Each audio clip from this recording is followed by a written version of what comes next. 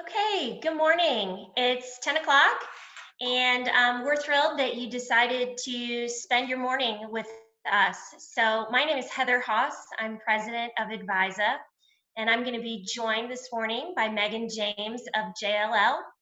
And welcome to Going Back Better, reimagining our environment, our culture, and our people. And just to kind of frame this, the idea of going back better was to really give us a chance to think about what have we learned over the last 8 or 9 weeks, and how can we use those learnings, use the data that we've collected in that time to really drive the right organizational and individual behavior changes. So we may have a few more folks logging on and joining us. So while that's happening, I was just going to go over a couple housekeeping items. The first one is that we are recording this. So tomorrow you'll receive an email from us that contains a link to this recording and also some additional supplementary resources. So rest assured that if any of your colleagues weren't able to join, you'll be able to share the information with them.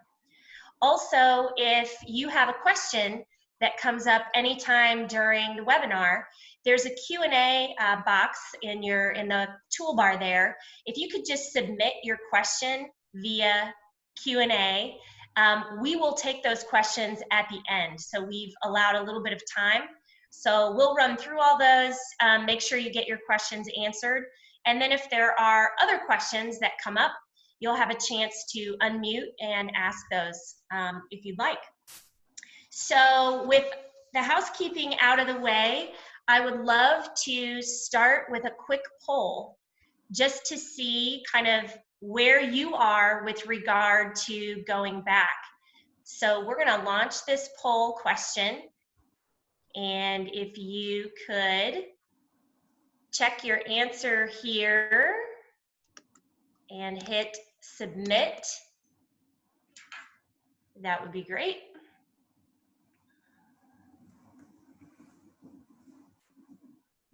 Okay, a couple more minutes, make your choice, and then we'll close the poll and show the results just to get a pulse on who we have on the line and where you are with your plans and intentions regarding re-entering the workplace in a more traditional way.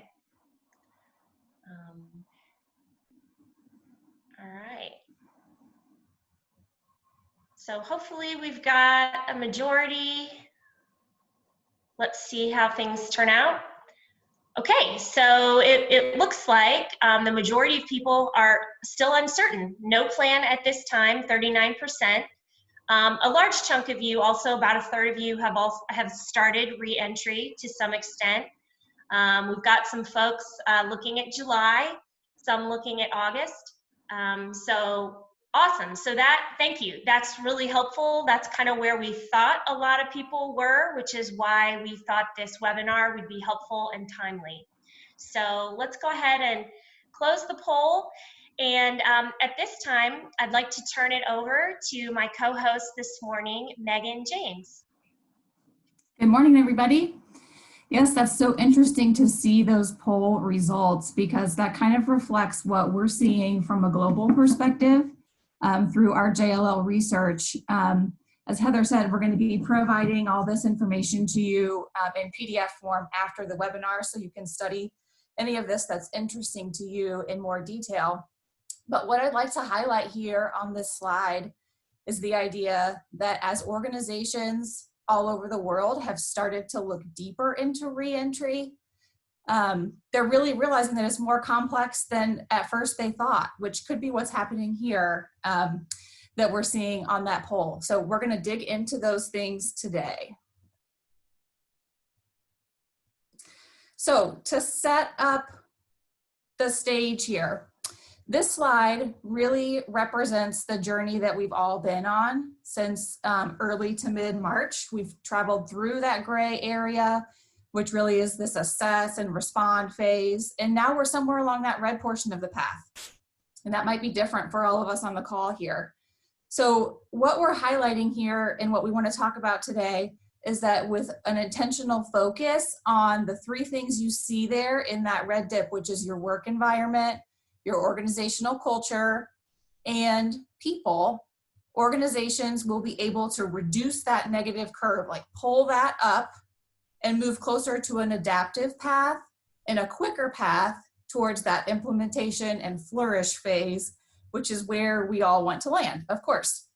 So the magic here lies really in putting forth the effort and the hard work now to go back better. And that mindset will get us there rather than holding on to a mindset of, let's get back to normal, because we want to acknowledge that we're not going back to normal.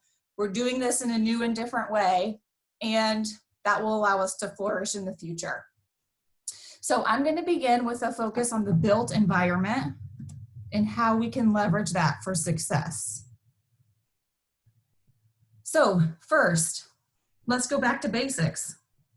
These are 6 items that are proven critical human behaviors. We know we all need to display these 6 behaviors in order to successfully and healthily occupy shared spaces again. So yes, you read them and they definitely sound basic, but that does not translate to easy. Behavior modification is really difficult. We know this, especially as we return to spaces that we're familiar with. And this is exactly why we need the built environment to really support us and remind us of what we're supposed to be doing along the way. So we can really lean into these 6 behaviors, and then we can craft the modifications that we're making to our physical spaces accordingly. So in other words, when you're considering what changes should I make to my unique work environment, you can ask yourself if it's going to encourage these specific behavioral outputs, knowing that this is at a basic level what we all need to be doing to be successful at going back.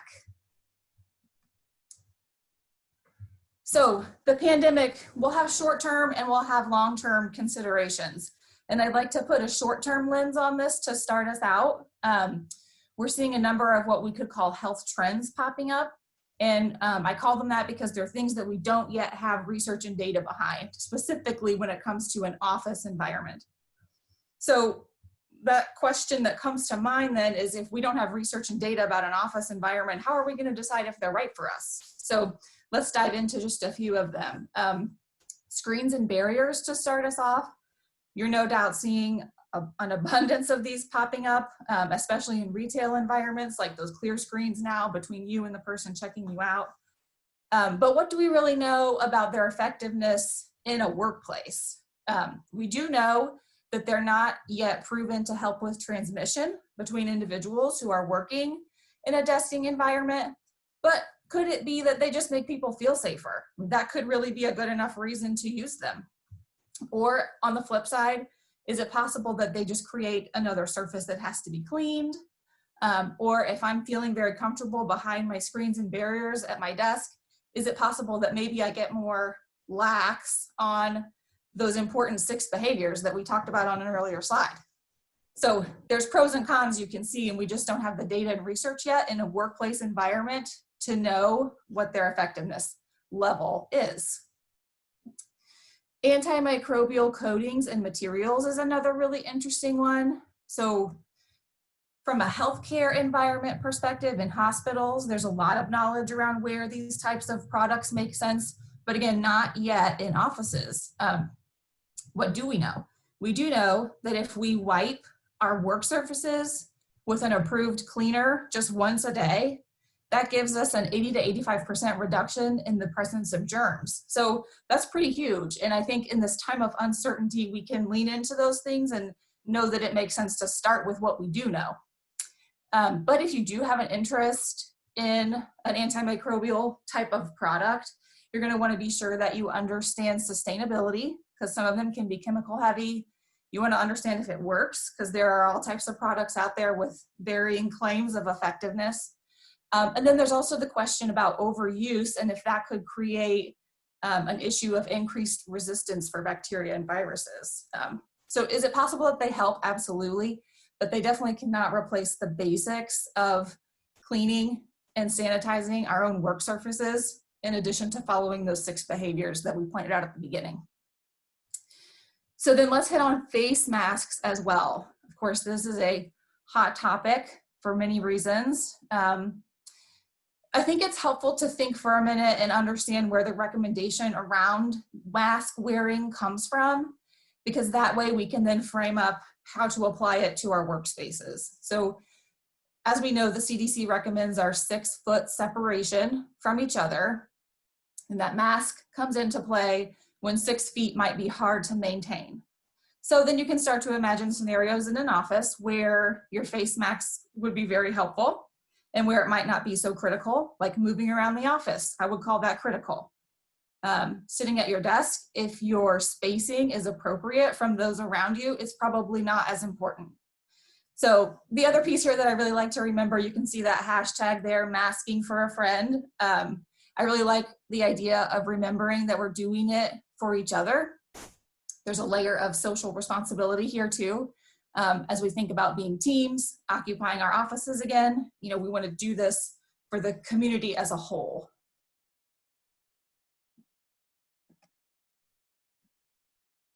Okay, so let's jump long-term lens next. I think there will be new technologies and engineering controls being developed and becoming more prominent in the months and even years ahead of us as a result of this experience, which could be a silver lining.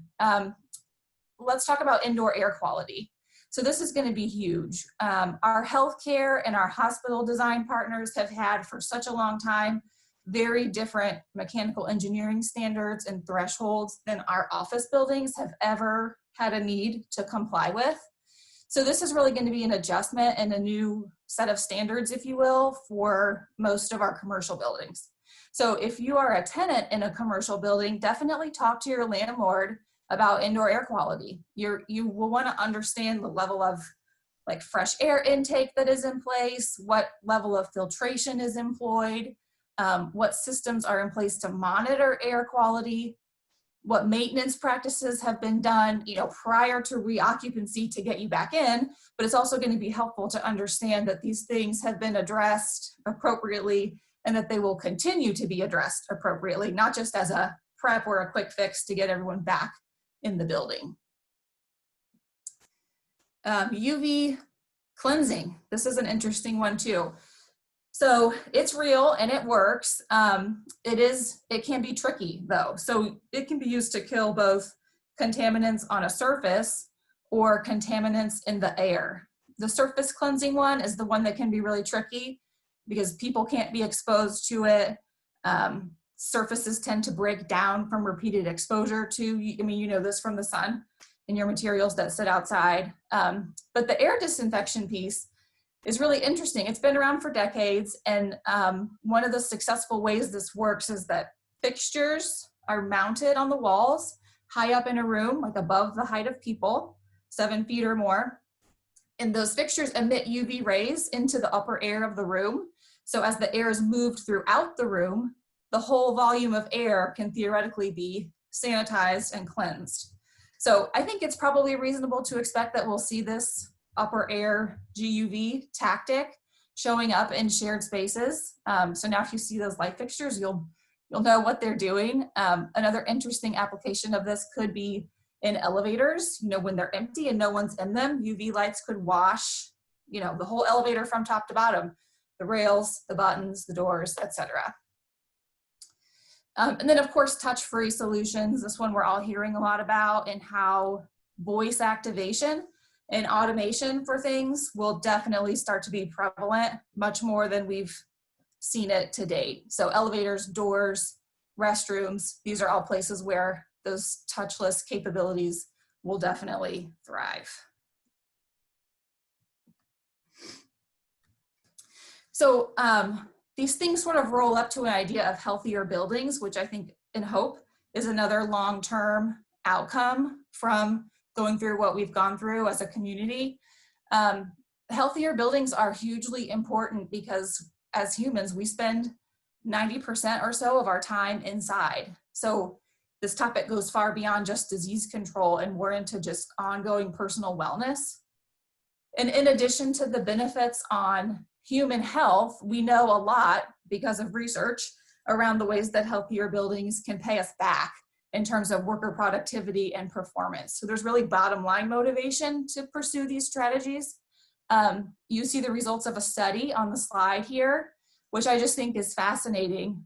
And you'll notice that one of the 4 tasks that was measured and improved by an increase in outdoor air is creative thinking. So to know that the air that we're breathing in our offices can have such a dramatic impact on our performance and our capabilities, even around something as abstract as creative thinking, which is so important, I think that's really powerful. And if we even want to take that one step further, translating that productivity into a money metric, higher ventilation is estimated to give back between $6,500 and $7,500 per person per year. So this is really important, as you can see, in a multitude of ways, just beyond the immediate pandemic. One other layer to this that I think will become important is, as you think of the war for talent, if you're a hiring manager and you bring in prospective hires, they're going to be paying super close attention to more than just the organization itself. They're also going to be evaluating, what's the building like? What's the space like? How is it supporting my well-being and my health and safety? So this wellness perspective, I think, will be prevalent like never before, which really, again, I think this is a silver lining. So let's shift a little bit and talk about what these actual considerations are that go along with reentry. JLL has organized the considerations into 3 pillars. You see them listed here. We're going to provide you with detailed information on each of these considerations. And for today, I'd like to just hit on some of the more interesting or complex ones. So reactivating space. This is about the physical space within your 4 walls. And let's jump to meeting etiquette. How are we going to have meetings together again in the future? I think it's safe to say that continuing virtual meetings as much as possible will be helpful. If an in-person meeting is required, headcount will certainly need to be limited. Occupying chairs every other or even more than that based on room size is going to be good practice. We also need to make sure we're clearly defining protocol for use of these rooms. And we need to make it easy for these rooms to be cleaned before and after use. One thing that's also come to my mind recently, as we've started to experience some people already re-entered, is going to be the challenge of having meetings that feel good and feel engaging for participants who are both remote and in person. I think that's a new layer that we're going to need to get good at as we progress here. And then common areas and amenities. These areas will need to be controlled to limit congregation. That's going to be the bottom line here. So they're going to need special attention from a sanitation standpoint, meaning make sure we've got wipes, we've got sanitizer present. We want signage to make sure people understand that they need to, wipe the microwave before you use it, wipe the microwave after you use it. Same with the coffee pot. The other thing that I think will be really important, because again, new behaviors are hard and our human nature is very ingrained in us. We're going to need to make sure that the furniture is marked or adjusted clearly so that people using the space are basically constantly reminded that we shouldn't sit right next to each other. So I also think that as we start talking about what needs to happen in the office, it certainly brings up a question of who exactly is responsible for implementing all of this, for communicating all of this, for enforcing all of this. Like, nobody wants to be the babysitter, but who will babysit and how will they do it? As we think about going back better, intentionally spending time clarifying roles and setting expectations is going to be super critical. I can share just personally at JLL, our approach about compliance has been made very clear to us. When it's time to go back, you're going to receive one friendly reminder if you're not following guidelines. And then if you end up needing correction beyond that first friendly reminder, then you're not ready for reentry. So in other words, go home, come back and try it in the next phase. Another thing we've seen being really successful is the idea of a task force. So if you haven't already put one together to get where you are today, you may consider forming one, because this will be an ongoing, adaptive, flexible, this process will take time. And if you've got a task force assigned, that spans various departments and comes together to continue ownership of this process. That could be a helpful way to manage ongoing. The second pillar is respect, health, and wellness. These things apply to both a whole building perspective and also a specific workplace perspective. So if you're a tenant, communicate with your building owner about the things on the gray side of the slide here so that you can understand their approach to those. On the red side there, PPE and other health products being readily available. Super important. I would put that at the very top of the list. And one thing that we've heard that's been very fun and effective is the idea of gifting health kits to your team members when they come back. They could be branded, they could be assembled as a team building thing, but the idea is to make sure that you've invested in equipping your people with what they need, masks, sanitizer, wipes, etc., to have handy to control their own environment when they're present in the workplace. And then visitor protocol, we can hit on that for a minute. This is another item that the answer will be different for everybody, but the point is just to make sure it's been thought through in terms of how often and when are visitors allowed in your space, and vice versa, when are your people allowed to visit other spaces? And if you have a screening program for visitors, what does that look like? Are they signing a waiver? Are you checking temperatures? You know, developing something that works for you, and then being sure that you let your people know what you're doing, because that's going to build confidence on their part that you're actively working to protect and monitor and keep the workplace safe. Okay, and the last pillar here is revitalizing operations. On communications here, again, for a moment, that's just going to be key. Frequent and clear communication around all of the efforts that you're doing. You could be doing the most perfect cleaning and thorough cleaning routines. You could be maintaining the best air quality possible. But if you don't let everyone who works in your office know, then you're kind of missing the opportunity for them to understand just how seriously that you take their health and safety. And then expectations in the next normal, we can hit on that for a second. I think that's really important. If you rewound to early March and asked any of us on this webinar today if we would have expected or guessed where we would be today, we probably would not have.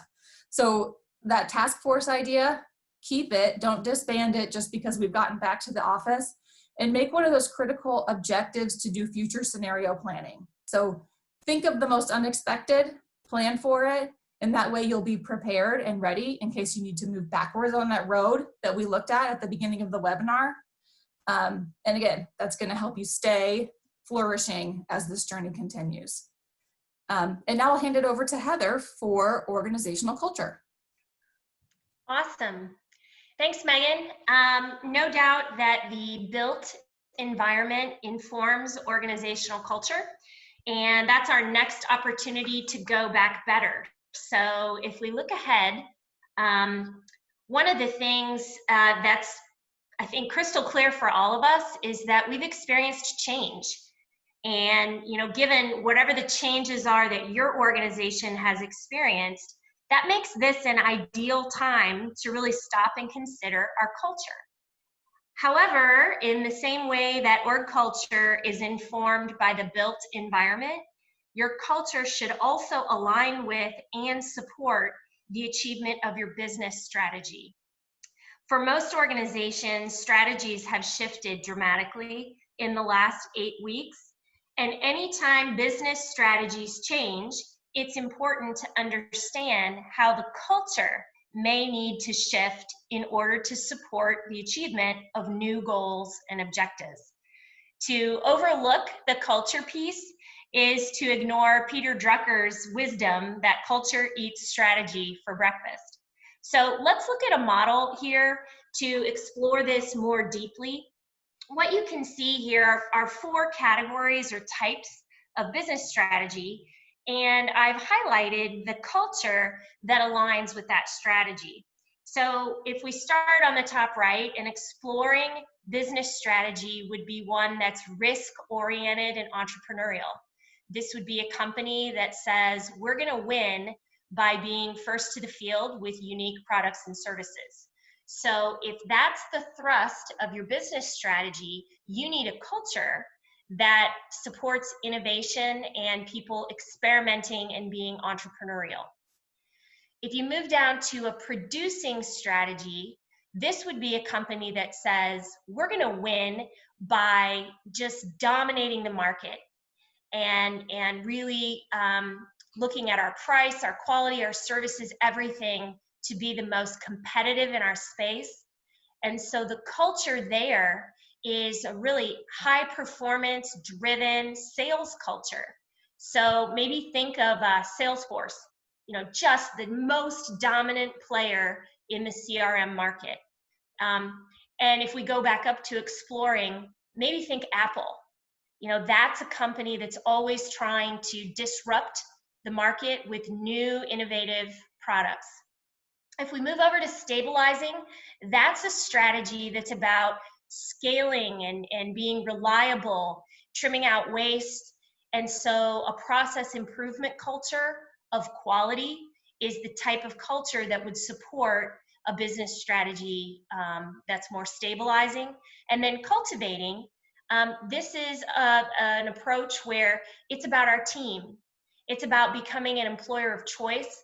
And so driving high employee engagement and creating a culture where leaders know how to coach and develop people would be the approach there. So think of maybe Southwest Airlines or even Zappos, where you can tell that those companies are emphasizing the esprit de corps and the camaraderie of their employees as a strategy for being competitive in their markets. And for stabilizing, an example that might help you visualize that might be Amazon. A company that is so lean and mean in the way that they do what they do. There's no waste. It's so efficient. They trim out all the middlemen and middlewomen.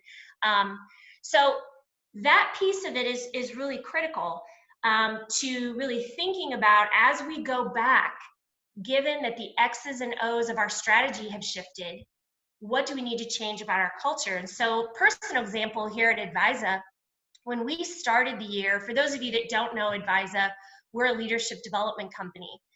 So we're focused on building better leaders. And when we started the year, we were off to the fastest start in the history of the company, an incredible amount of booked engagements. And when all of this hit, so I would characterize our strategy at the beginning of the year as a producing strategy. We had everything we needed. We just needed to keep knocking down deals and doing good work. What shifted when the pandemic hit was all of that important work became more uncertain. And so our strategy shifted from producing to more of a stabilizing and cultivating strategy. We had to take all of our programming and shift it to virtual. This required a host of new processes, technologies, workflows. We emphasized expense reduction, focusing all of our efforts on client and team member retention. And related to cultivating, we also had to ensure, because now we were totally remote, that our team stayed strong and engaged. So naming this shift from a producing strategy to a stabilizing and cultivating strategy was important for me to do as a leader, because it meant that we were going to be emphasizing different values and behaviors for success. So the takeaway for you, I think, is what is your strategy and what culture will foster that? Because going back better starts with recognizing what's changed and reactivating your culture in a way that accelerates the achievement of your new goals and reduces execution risks. So on the next slide, we're going to look at 4 practical ways to be intentional about your culture. So the first is be explicit about the culture that will help you best execute your strategic aims.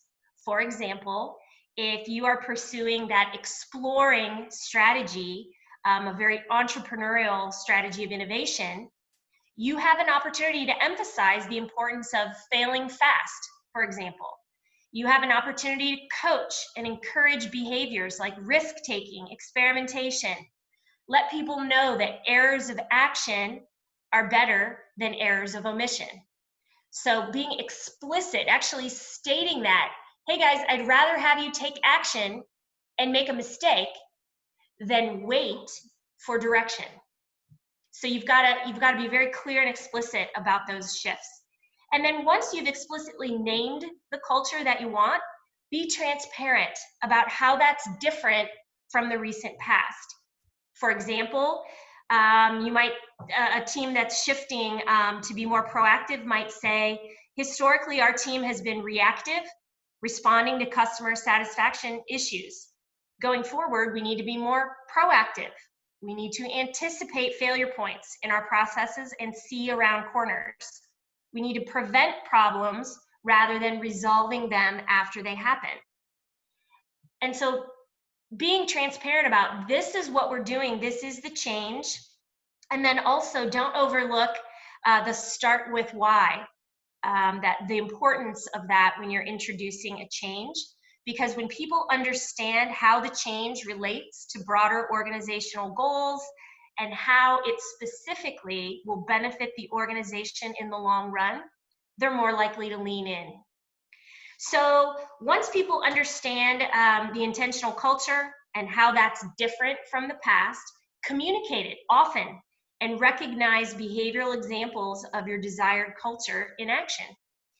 And think about also, some of you are going to be going back to hybrid work environments where some folks are still remote and some folks are returning to the office, the physical structure.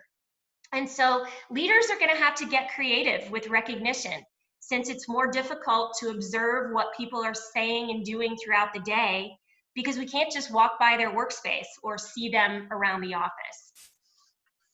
So finally, consider the implications of the new behaviors that are required for health and safety that Megan talked through. Those are behaviors as well that are part of this new norm and this new intentional culture that we have the opportunity to activate. So how do we activate that? It's really important that you recognize that in going back, your leaders play a really critical role.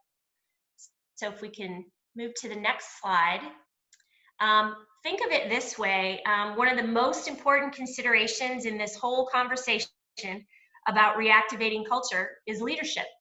Leaders are the primary culture carriers, as we call it at Advisa, of the intentional culture. They pick it up every day and carry it around, unpacking it for employees in their behaviors, their attitudes, their decisions, and even the feedback that they give. So in other words, in addition to your day job, leaders, you've also got to grab hold of this intentional culture and be the ones to bring that to life. So let's look a bit more closely at how leaders can do this on the next slide. So culture can seem kind of nebulous, and it's kind of ethereal, but we like to help leaders understand how to shift culture by focusing on values and behaviors. Think of them as kind of the anchors of your intentional culture. So if you look across the middle row in this table, what you'll notice is a shift in the leadership approach depending on the intentional culture that an organization is pursuing. So keep in mind that the values and behaviors that align with your intentional culture are not the only values and behaviors you should emphasize. It's that when we're trying to drive change, we need to be crystal clear about what I call the catalytic values and behaviors to focus on. That is the ones that will move us in the direction that we're trying to go as a business. Another way to think of it, I think that's helpful, is to think of it in terms of from to. You know, we need to move from a culture that was, very driven and performance oriented to a cultivating culture so that we can retain all these people during this uncertain time, a more nurturing, mentoring type culture. So the catalytic nature of trying to drive change is what I'm trying to emphasize here. And I should also mention that many of you, probably like we do, have core values. And these are critically important as well. I mean, these are enduring over time, and they are really the foundation underneath these strategic shifts that we are highlighting here. So next, let's talk about the third important element of going back better, which is our people. So on the next slide, I just want to remind everyone that, you know, your people are still your competitive advantage. So as we physically start to return to work, we've just chatted about how the business strategy has shifted. Those X's and O's are different. And no doubt that we've altered our financial targets and the results that we're measuring, but our people are what lie in between. And these are the ones who still make it all happen. These happen to be my people at Advisa, standing in front of our physical office at 210 North Range Line Road in downtown Carmel, Indiana. And I encourage you to take the opportunity before you fully go back to think about your empty building. Think about who are the shiny, happy faces, the human beings who will be walking back through those doors, and who may not be, sadly, due to furloughs or reductions in force. It's a really important opportunity right now, I think, to rekindle engagement and productivity now that things are different, now that the team may be different. So how do we take what we've learned in the last 8 weeks and leverage that to help people work smarter and not harder as they go back, and help them feel emotionally connected again? So let's take a look at that rekindling productivity through kind of some fresh eyes. So at Advisa, we define engagement as an individual's emotional commitment to their organization and its goals. And so let's think about what that looks like and sounds like for a second. So for some of you, you may think of office perks like ping pong tables and snack-filled break rooms and beer in the fridge. Or perhaps engagement is more about people collaborating and communicating around tables, sharing ideas and feedback, going above and beyond to meet a deadline, or helping one another and laughing and having fun at work. And so think of all of that as what I call the box top of the puzzle. It's what we're striving to rekindle as we go back. And to that end, we have this unique opportunity to put the pieces of the engagement puzzle together in a better way as we go back, because we can stop and think about it in terms of the three really important legs of the stool that we've been emphasizing in this webinar. Because your people's fit in the organization and their satisfaction and emotional commitment, you can really think of it in terms of that environment, the physical space, the work culture that's hopefully aligned with your business strategy, and the people piece. And at Advisa, we measure engagement and look at data about the employee experience, and we kind of slice it according to jobs, managers, team, and also culture. And the reason we look at it that way is because those are the 4 places where employees can feel emotionally committed or not. So, for instance, where I understand how my job ties into the broader aims of the organization, and where I get to use my strengths in performing my work, I experience job fit. That feels good to me. I'm gonna feel optimistic and hopeful in going back to work if that's the case. If we look at team, where my team is aligned around common goals and we treat one another with respect and we have opportunities to collaborate, even virtually, that's gonna feel good to me. I'm gonna feel connected with that group of people and therefore more engaged. And if we look at the culture of the organization and the physical space even, where that is healthy and inspiring in terms of our culture and it's in alignment with my personal values, I'm gonna feel a connection at the organizational level.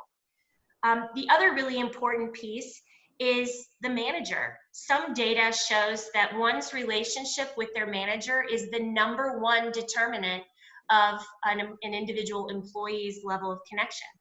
So where my manager and I have a relationship that's based on trust and shared purpose, and I'm going to feel connected and safe.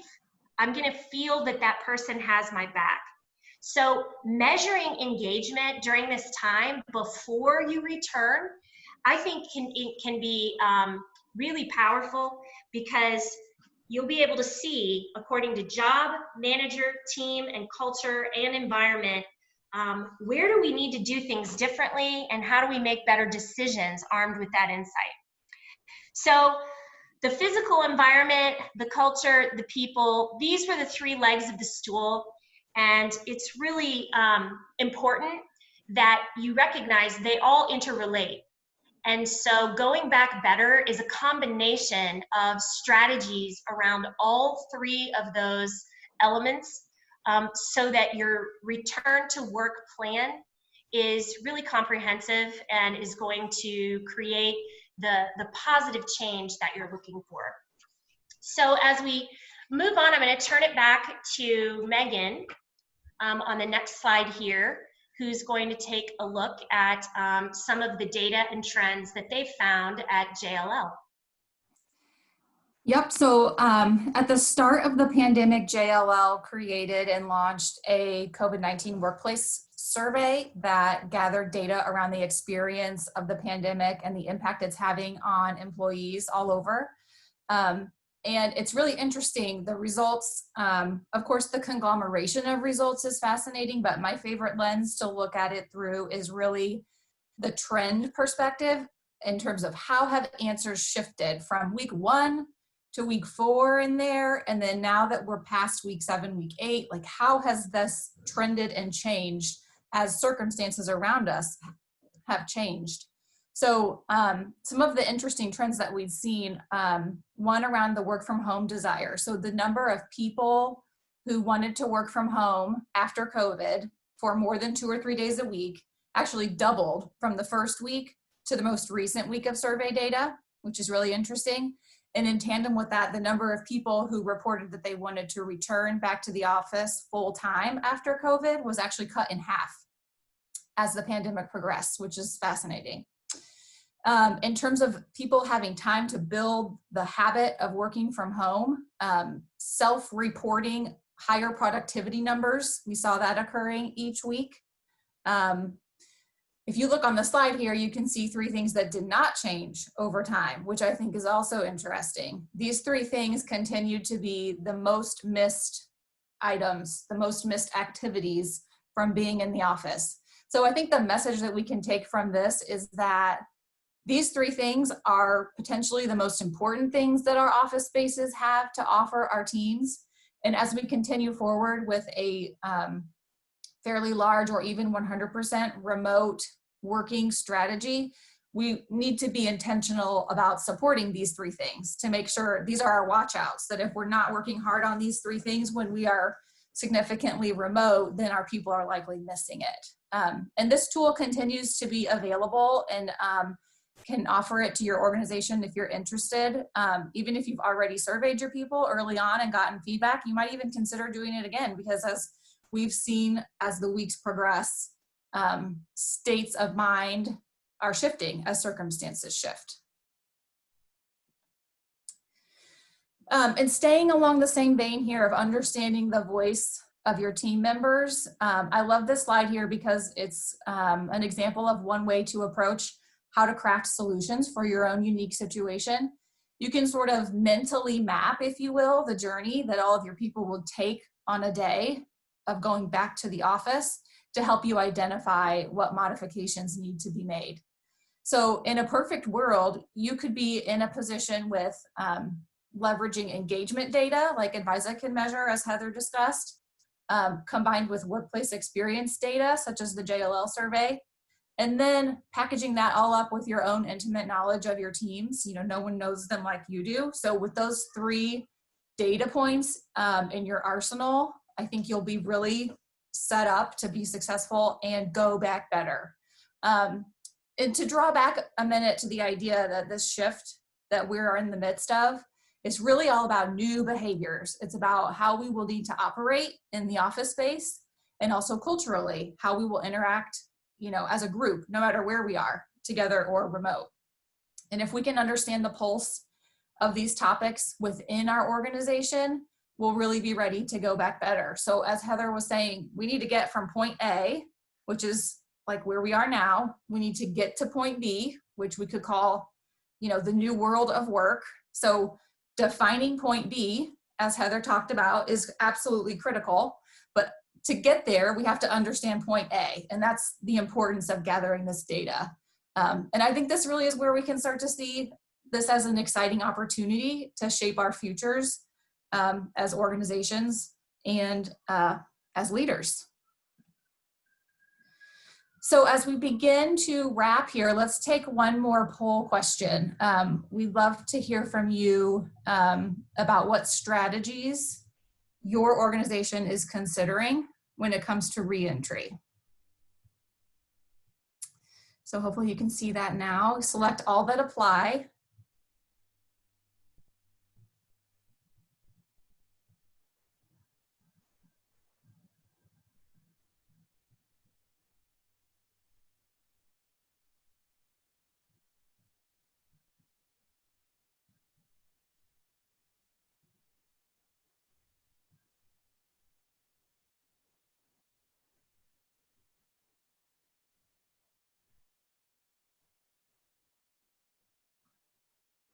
It's helpful to understand what we're all, you know, sharing information that we're all experiencing from a regional perspective, I think is really helpful because as we know, state by state, even city by city, the situation can be quite different. So I think this is a great platform to sort of be able to see what commonality we have.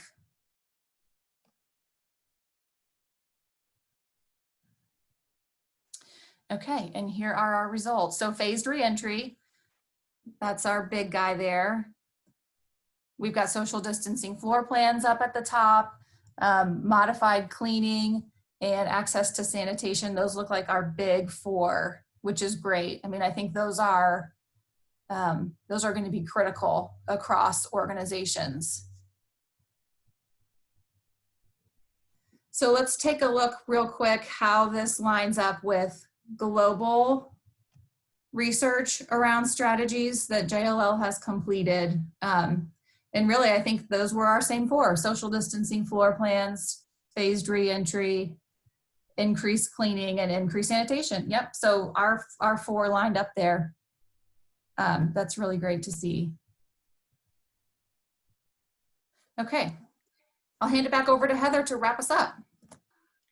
Okay, awesome. I hope you're kind of coming away and your mind is buzzing right now with lots of information and certainly ideas for how you can collect some data so that you can go back better. I'm gonna turn on my video here again. And if we go to the next slide, just to pull it all together.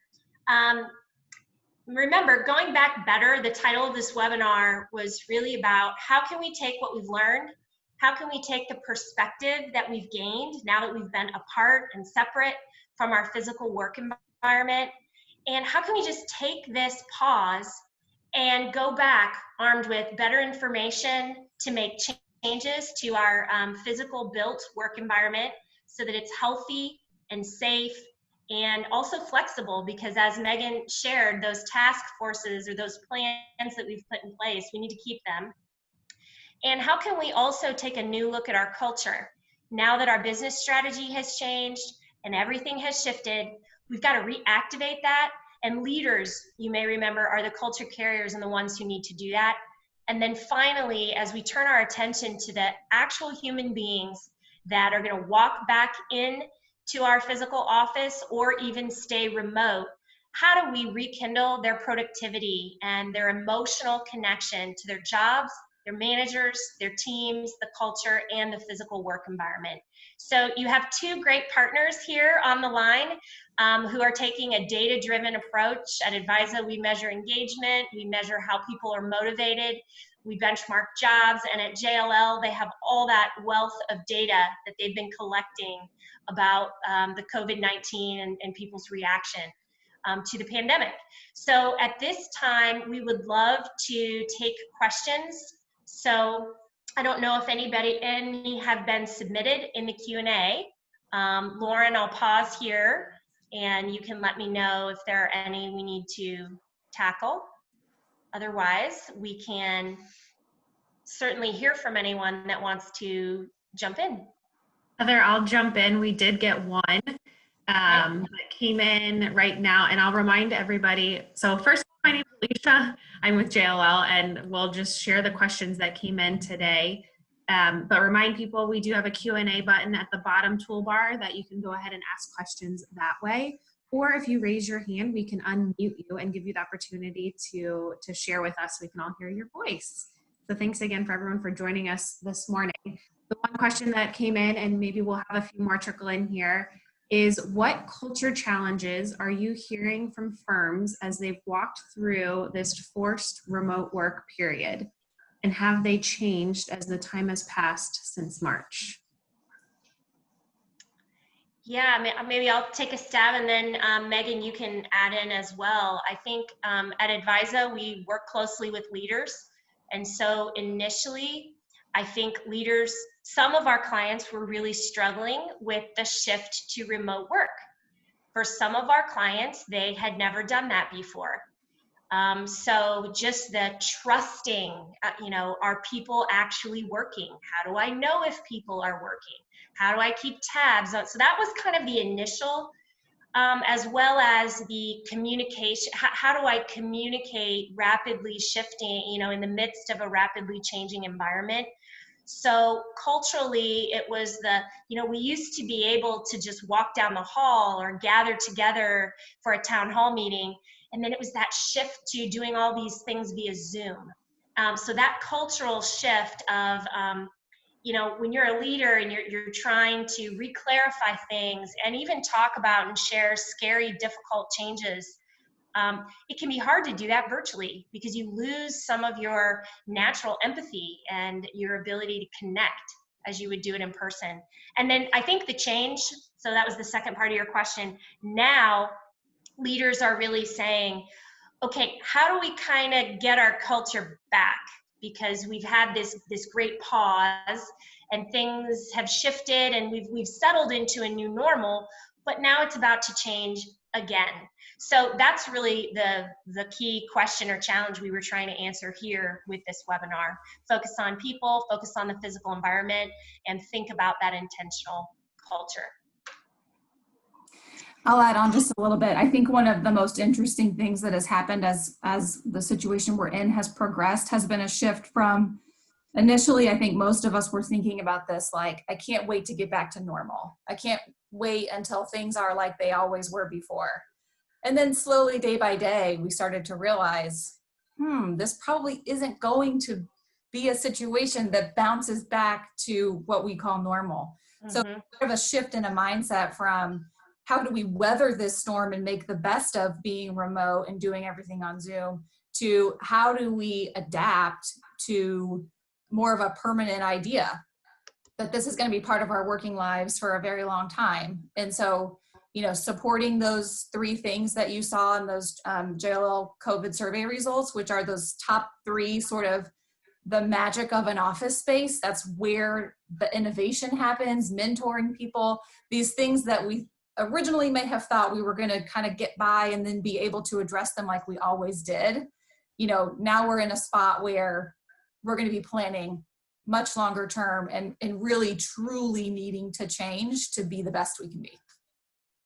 Well, and I think too, for folks who, think about the value that JLL brings to their tenants in terms of taking such a forward-thinking approach and data-driven approach to really being able to advise and consult and help your tenants come back into whatever the space configuration needs to be. I would encourage all of you, whoever you're working with for commercial real estate, to really ask all these questions because it is going to take a partnership.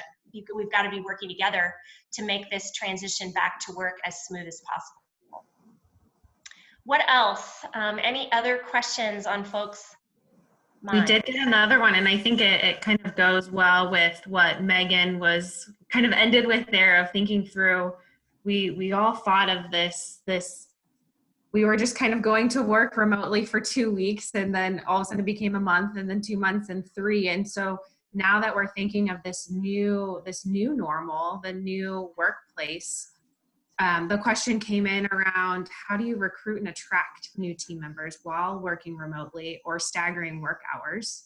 In other words, how can future team members experience the culture and environment and determine if they want to be a part of it, which is a huge talent attraction piece, right? Of look at our workspace, look at the culture, the energy that's here when everyone's here. But if we maybe don't have that right now, and maybe for the foreseeable future, what advice do you have? I can speak from a built environment perspective about that a little bit. So I think we will see, here in the Midwest, we're a little bit isolated from those dramatic trend swings. So changes we see in our office spaces long-term may not be quite as dramatic as what you might see happening, on the coast. But I do think what we'll see is a trend towards office space might be a little different in terms of it's there to support people interacting with people.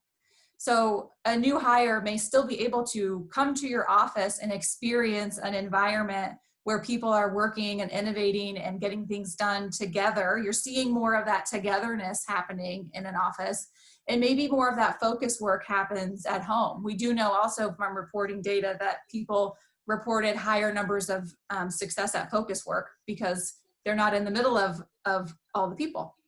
So I think that it will be interesting to see how that balance develops between the office space maybe trending more towards togetherness space and less about focus space. Yeah, and I think from the people and culture perspective, that we've just experienced the greatest shift in human capital of people moving around, leaving jobs, now unemployed. I mean, we went from full employment to now, dramatic unemployment. That shift has been huge. So the first thing I would say is, man, go find yourself the best and brightest, because there's so much great talent out there. And then the second thing is where you have been intentional about defining and naming the kind of culture and hearkening back to your core values. That should be the leading message as you go to recruit, and to just be very vulnerable and honest. The reality is we're still having a few people in the physical office, and we'd love to have you come see our space. But the position you're applying for actually is largely working remotely. So we still believe people are a competitive advantage. And I want to share with you the elements of our culture that are helping us stay connected. I mean, I think you lean right into it, and you actually talk about, and be explicit about the elements that make your culture special, and the attention that your leaders have paid to creating clarity for employees, staying connected, all of those things. I mean, we talk a lot about creating a magnetic work culture.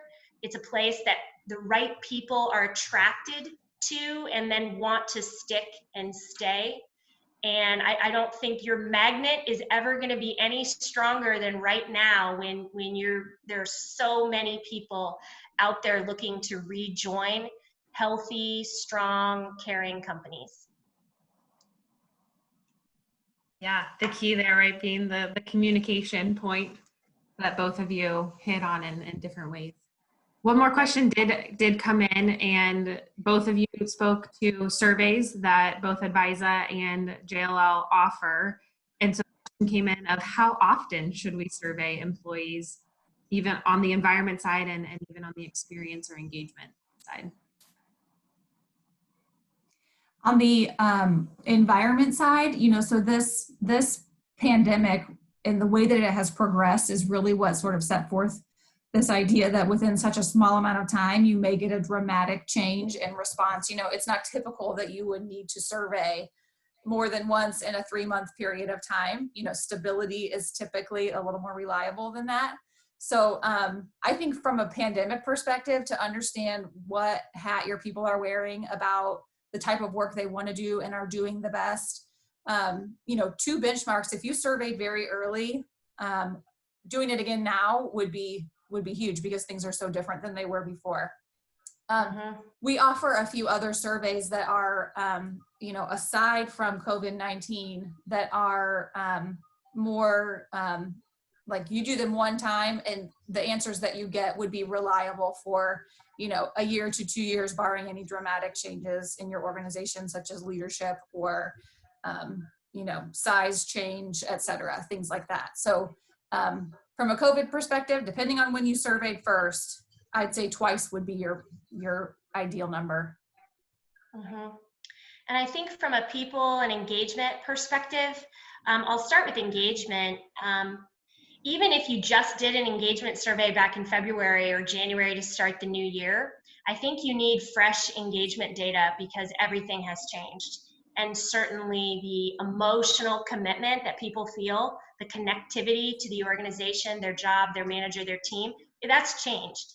So I think a fresh benchmark now as you're planning to go back, and that's something that we offer. But typically, engagement data on an entire company, typically that's kind of an annual, and then kind of pulsing maybe on specific things. But there are other kinds of data that we provide at Advisa that are really powerful. So employee behavioral data. We use the predictive index to measure how people are motivated and what they need to feel most engaged in their work.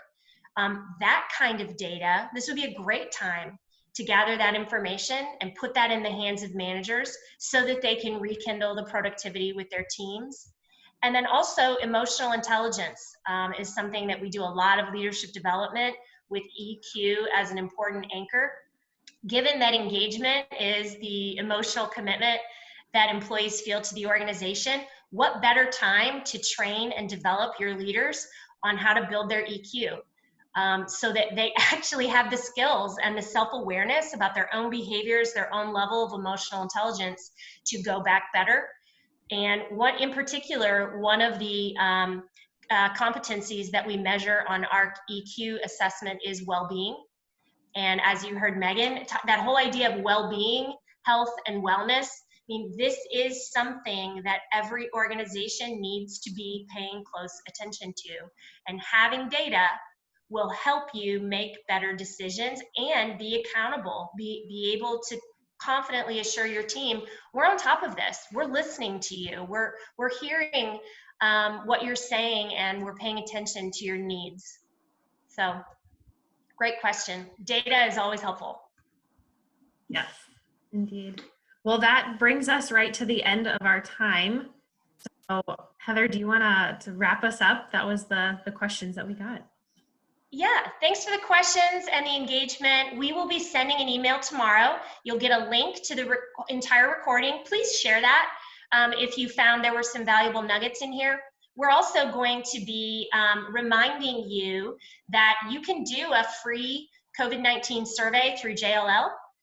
So if that's something you want to take advantage of, you'll be able to do that from the email that you get tomorrow. And then Advisa is offering a free kind of going back better team assessment. So if you want to get some of that data through us and have us talk with a manager and a key team about how to really rekindle productivity and engagement, you'll have the opportunity to do that at no cost because you spent the morning with us. So thank you all very much. And hopefully we'll be seeing and hearing from you soon. Thank you.